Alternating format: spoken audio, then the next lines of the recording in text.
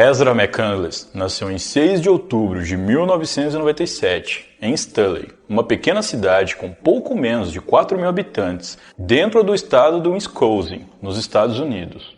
Sua mãe, Roselena Gunnison, engravidou cedo e teve a garota com apenas 14 anos. Quando Ezra tinha apenas 4 anos, o seu pai se divorciou de sua mãe. Mais tarde, a mãe dela conheceu um homem chamado Joshane Carlin, que eventualmente tornou-se o seu padrasto. No entanto, essa nova relação da mãe dela também não durou e eles se separaram quando Ezra tinha 12 anos. Apesar dos seus pais serem separados, Ezra sempre teve um contato muito próximo com seu pai e ambos se viam com frequência. O nome de batismo de Ezra McCandless, na verdade, era Monica Kai, mas durante o ensino médio ela decidiu experimentar diversos nomes e sobrenomes diferentes, incluindo alguns masculinos, já que se identificou por um tempo como sendo um homem transgênero. Mais tarde, ela acabou escolhendo o nome Ezra e se registrou legalmente com ele. Já o sobrenome McCandless foi inspirado em Christopher McCandless, um aventureiro estadunidense que ficou famoso após adotar um estilo de vida nômade e selvagem. De acordo com familiares e amigos, Ezra gostava muito de desenhar e pintar. Ela se considerava uma espécie de artista amadora e, inclusive, chegou a usar o seu próprio carro como tela de pintura, fazendo alguns desenhos nele. Um desses desenhos era um pássaro andando de bicicleta que ela fez bem no teto.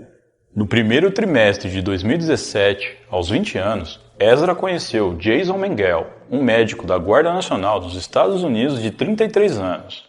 Os dois iniciaram uma relação amorosa e decidiram morar juntos alguns meses depois, em agosto de 2017. Foi nesse mesmo período que a garota conheceu Alex Woodworth, um barista e professor substituto de 23 anos. Eles se conheceram ocasionalmente, após a garota fazer uma visita a uma cafeteria local em que o rapaz trabalhava. Alex também era amigo de Jason, o namorado de Ezra, o que facilitou o contato entre os dois. Cerca de 2 meses depois, ainda em 2017, Ezra descobriu que estava grávida de um filho de Jason. A jovem, no entanto, não estava disposta a levar aquela gravidez adiante e decidiu ir até a cidade de Minneapolis para interromper essa gravidez, prática que é legalmente permitida no local. Ela realizou o procedimento em 6 de outubro, coincidentemente mesma data do seu aniversário. Tudo correu bem e ela seguiu com a sua vida normalmente. Não muito tempo depois, ela iniciou um relacionamento extraconjugal com Alex, o jovem que era amigo do namorado dela e trabalhava na cafeteria. A partir daí, iniciou-se uma série de fatos que acabou desencadeando um crime brutal. Para começar, no início de fevereiro de 2018, Ezra alegou que um dos amigos de Jason Mengel, chamado John Hanson, se aproveitou dela enquanto ela estava desmaiada. Segundo ela, isso teria ocorrido por 2 vezes. Ao saber do caso, Jason ficou transtornado e apresentou uma queixa policial contra John. Um inquérito foi aberto, mas os detetives não conseguiram encontrar nenhuma evidência que pudesse comprovar as alegações da garota. O próprio Alex foi um dos entrevistados pelos detetives. Ele disse que Ezra havia confessado em segredo que tinha se relacionado por vontade própria com John, mas posteriormente ela se arrependeu e resolveu fazer a denúncia, alegando que o rapaz se aproveitou dela. Quando Ezra soube que Alex havia desmentido a sua versão para os detetives, ela ficou bastante chateada. A denúncia, por fim, acabou sendo deixada de lado por todos os envolvidos e não deu em nada. Já na metade final daquele mês, Jason foi fazer um treinamento a serviço da Guarda Nacional e teve que se ausentar por algumas semanas. Nesse período, Ezra voltou a morar na casa de sua mãe, em sua cidade natal. Durante o tempo separados, o casal passou a se encontrar esporadicamente em hotéis para matar a saudade. Em um desses encontros, o homem viu mensagens românticas de Alex no telefone da parceira e descobriu sua traição. Depois dessa descoberta, Jason ficou furioso e confrontou o amigo sobre o caso. Houve uma discussão pública entre eles em uma cafeteria da cidade de Eau Claire, que foi presenciada por várias pessoas. Em seguida, Jason decidiu terminar o seu relacionamento. Ezra ficou triste com o término e culpou Alex pelo rompimento. Ela chegou a enviar uma mensagem de texto para ele, dizendo que nunca mais queria falar com ele.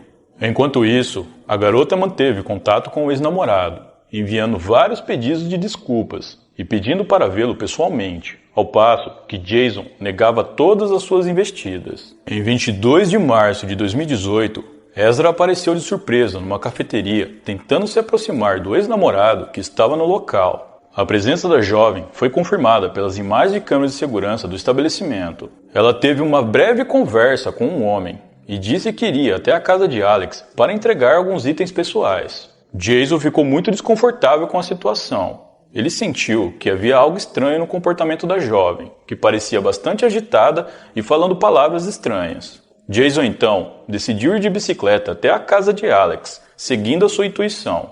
Ao chegar no local, ele notou o carro de Ezra estacionado em frente, com o motor ainda ligado. Ele permaneceu na frente da casa esperando que a jovem saísse de lá. Nesse meio tempo, uma pessoa que passava pela rua notou Jason caminhando de um lado para o outro e julgou o comportamento como estranho, ligando para a polícia na sequência. Depois de 45 minutos esperando, Jason decidiu entrar na casa sem bater. Segundo seu relato, ele encontrou Ezra e Alex em uma conversa. Os dois pareciam bastante tensos e tentavam esconder o que estava acontecendo, fazendo-o acreditar que estava tudo bem. Jason aconselhou que os dois fossem até um local público para conversar, para acalmar os ânimos. Após a intervenção, Jason voltou para fora da casa para aguardar que os dois terminassem o diálogo. Quando saiu, ele foi surpreendido pela polícia, que atendeu ao chamado até o local. O homem aproveitou para explicar aos policiais a situação e demonstrou preocupação, dizendo que a sua ex-namorada não estava agindo como ela mesma. A polícia então chamou todos para fora da casa. Em filmagens de câmeras dos policiais, é possível ver um dos agentes conversando com Alex do lado de fora, parado ao lado do carro de Ezra, que estava sentada dentro do veículo no banco do motorista. Por volta da 1h05 da tarde, o policial disse a Jason que não via nada de preocupante ali e que os dois pareciam bem. Convencidos de que não havia nenhum problema, os policiais e Jason foram embora. O que ninguém imaginava é que aquela era a última vez que Alex seria visto com vida. Por volta das 4h15 da tarde, Ezra foi até a casa de um fazendeiro chamado Don Sipple, em um local das redondezas da cidade. Don estava jantando quando a jovem apareceu aparentemente desesperada, implorando por ajuda. Segundo ele, ela tinha sangue seco em volta da boca, estava sem sapatos, com hematomas no corpo e tinha lama até os joelhos. Ele então a levou para dentro de casa e lhe deu um cobertor por causa do frio. Em seguida, ele ligou para a emergência e para a polícia. A jovem foi levada até o hospital mais próximo. Lá, ela perguntava o tempo todo por Jason Mengel. Quando foi questionada pela polícia, disse que a única coisa que se lembrava era sentir medo de Alex. Ela disse tentar se lembrar das coisas em sua cabeça, mas não conseguia. A polícia iniciou uma busca por Alex, indo até a casa dele e ligando para o seu celular, mas sem sucesso.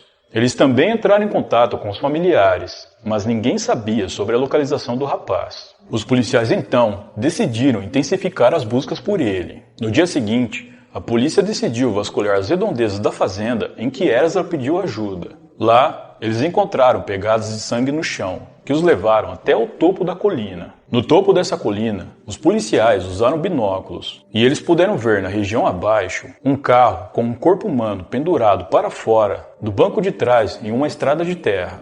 Imediatamente, os agentes presumiram se tratar de Alex e correram até lá para oferecer ajuda, mas o rapaz já estava sem vida. Segundo a perícia, haviam 16 perfurações em Alex, causadas por um objeto pontiagudo com lâmina. Essas perfurações estavam distribuídas entre a cabeça, pescoço, virilha e torso. O carro estava atolado na lama, juntamente com o corpo. Depois do achado, o detetive Ryan Prock, responsável pelo caso, voltou ao hospital e contou a Ezra sobre o que encontrou. A partir daí, ela disse que sua memória havia começado a retornar e contou sobre a faca e sobre o corte que Alex supostamente havia feito em seu braço com a palavra boy, que significa menino. Segundo ela, aquilo foi uma provocação ao fato de já ter se identificado como gênero masculino no colégio, coisa que, diz ela, Alex usava como forma de ofensa, já que Ezra não gostava mais de ser identificada assim. Ainda segundo ela, Alex atacou depois que ela disse para ele que não queria mais nada com ele. Com isso, ela se defendeu tomando a faca na mão do rapaz e usando contra ele para se defender. O detetive não acreditou nessa história, Para ele, não fazia sentido que, sendo Alex destro e sentado no banco do motorista, conseguisse esculpir a palavra de forma tão legível. Ele questionou essas contradições, até que Ezra admitiu que a palavra foi feita por ela mesma. O detetive também suspeitou do ataque alegado por Ezra, já que as mãos da jovem tinham apenas cortes superficiais, o que não combinava com a versão dela de que havia lutado para agarrar e tirar a faca do suposto agressor. Com todas essas contradições e evidências, em 6 de abril de 2018, 2 semanas após o crime, Ezra foi presa. Em 15 de outubro de 2019, mais de um ano depois, se deu início ao julgamento de Ezra McCandless, no Centro Judicial do Condado de Dunn. A defesa cogitou a possibilidade de alegar motivo de doença mental para o crime, mas acabou desistindo da hipótese antes do início do tribunal. Durante o julgamento, a promotoria destacou inconsistência nos relatos da ré e as evidências da cena do crime. Um dos destaques foi que, ao contrário do que foi dito por Ezra, as provas apontavam para Alex sendo atacado do lado de fora do carro e não dentro. Segundo a perícia, ao entrar no veículo, ele já estava quase sem vida.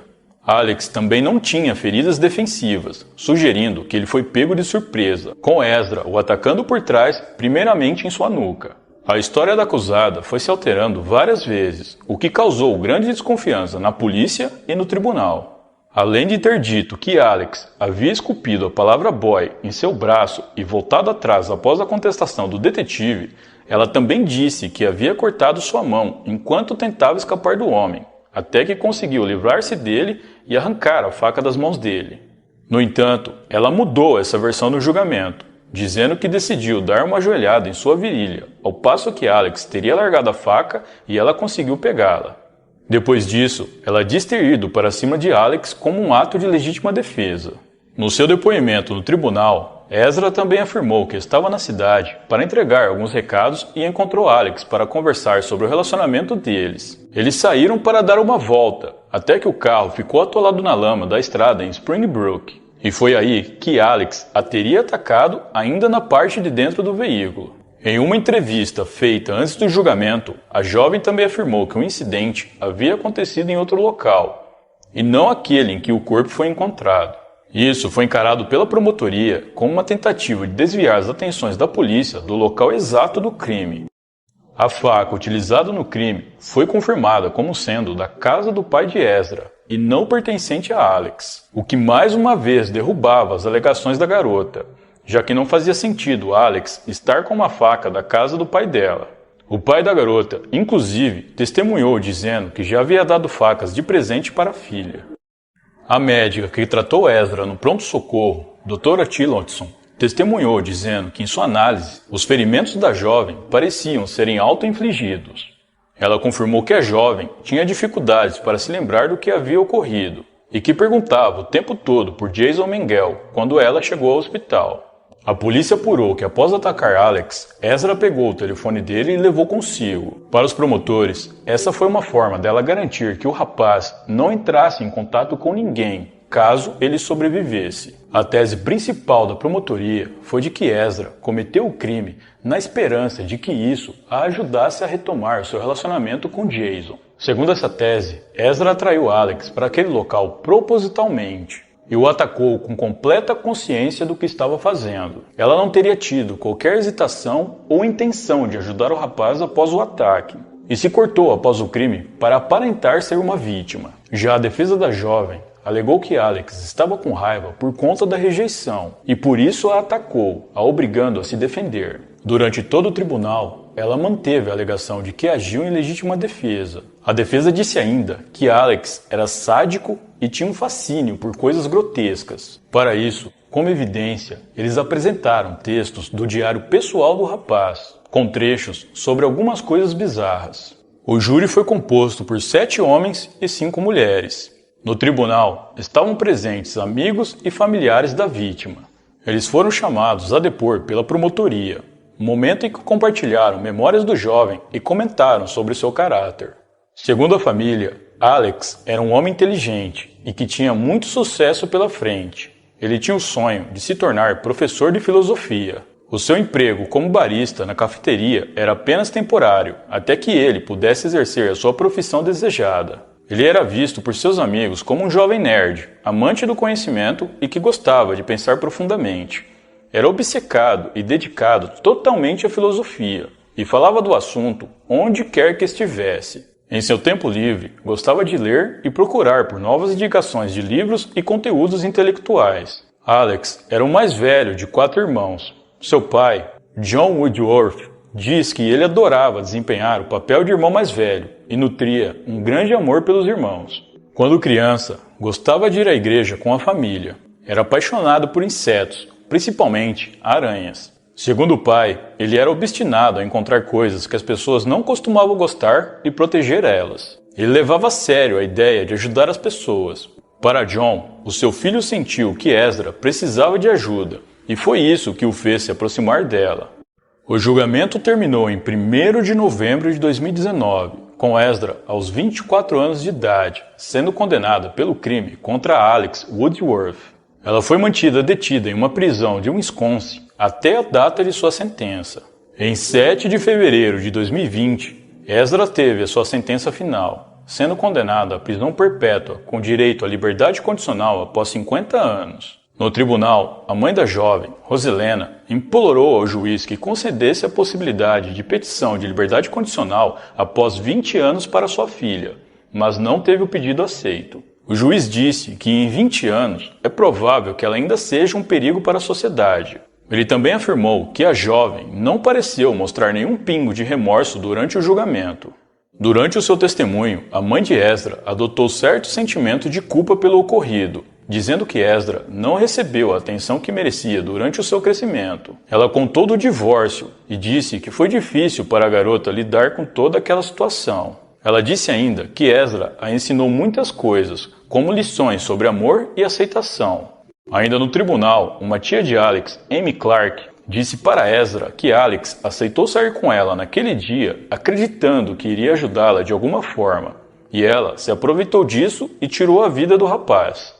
Já uma outra tia da vítima, Crystal Hall, disse em sua declaração após a sentença que, durante o julgamento, não foi possível ver qualquer sinal de tristeza, vergonha, compaixão ou mínimo remorso por parte de Ezra. Em entrevista para a emissora CBS News, a promotora e consultora Andrea Nudolph disse nunca ter visto nada tão violento como aquele crime, mesmo trabalhando com isso desde 2001. Para Andrea, o plano inicial de Ezra era fazer Alex admitir que o envolvimento entre os dois foi um erro, a fim de conseguir convencer Jason a voltar para ela. Para a imprensa, Ezra não parecia ser capaz de cometer aquele crime terrível. Ela era vista como uma jovem tímida e mansa, além da pouca altura. Amigos da jovem foram ouvidos e disseram se tratar de alguém que gostava de ter atenção, mas que não imaginavam que ela poderia ser uma criminosa em potencial. Em entrevista, Jason Miguel diz ter se apaixonado pela jovem desde o momento em que se conheceram, mesmo com a diferença de idade. Eles ficaram juntos por 8 meses e, segundo ele, investiram muito um no outro. Ambos já pensavam em casamento e se chamavam de marido e esposa. Segundo Jason, a garota era meio selvagem e vivia tentando arrombar prédios abandonados para fotografar a parte interna deles. Ao final do julgamento, Ezra disse que amava muito Alex e que também estava sentindo a sua perda. Para a família da vítima, ela disse que sentia muito e que nunca encontraria palavras para expressar o quanto estava arrependida da situação. Posteriormente, após o fim do julgamento e com Ezra já encarcerada, a família dela criou uma campanha virtual para financiar um apelo judicial pela garota, buscando antecipar a sua condicional. Essa página na internet se chama Quem é Ezra McCandless? Ela faz uma breve biografia da jovem, a descrevendo como tendo sido uma criança apaixonada por arte, feliz, vindo de uma família que não baseia seus laços apenas no sangue, mas sim no amor e na fé. A biografia também cita diversos autores e obras favoritas da jovem. Atualmente, Ezra se encontra detida na instituição correcional de Taycheedah, em Fond du Lac, no estado de Wisconsin. Essa foi a história de Ezra McCandless, uma jovem turbulenta que tirou a vida do seu ex-amante na provável expectativa de retomar um relacionamento que ela mesma havia quebrado.